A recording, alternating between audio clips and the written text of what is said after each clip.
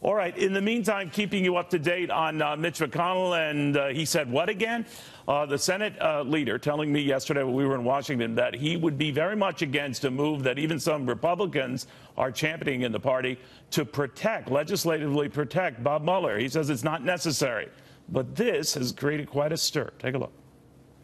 I don't think he should fire Mueller, and I don't think he's going to. So this is a piece of legislation that's not necessary in my judgment. Well, obviously, a number of your colleagues fear it enough to say it should be in there as an insurance policy. Yeah, but I'm the one who decides what we take to the floor. That's my responsibility as the majority leader, and we'll not be having this on the floor of the Senate. Would you be shocked if he did fire him?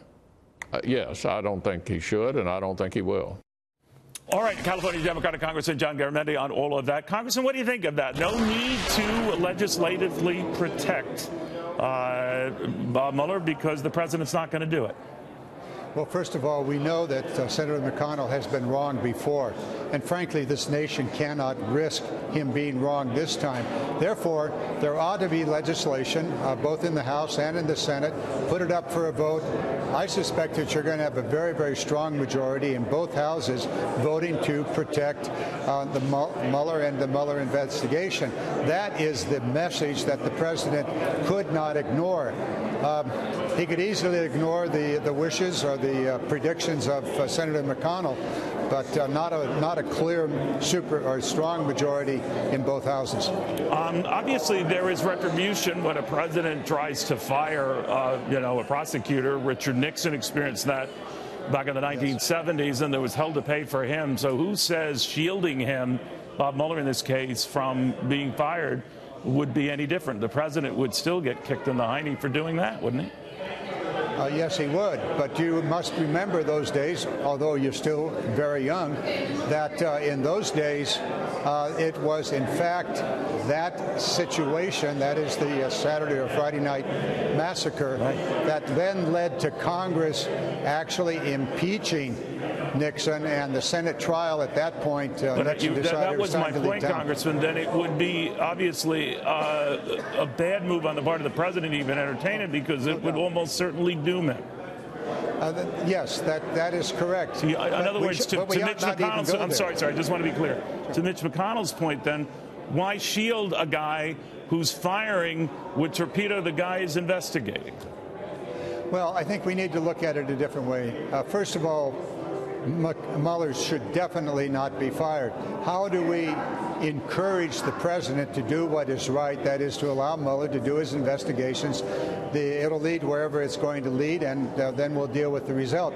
So going forward, to give the president every reason to not fire Mueller, a vote in the Congress and in the Senate would be a very, very powerful message. Would you have urged the same message, sir, when Ken Starr in his investigation was veering wildly from real estate deals to an intern and address to make sure he wasn't fired? Now, of course, he wasn't.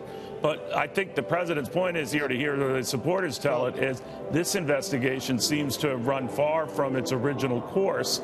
And there are already protections for these prosecutors anyway, so you don't need to legislate on top of that.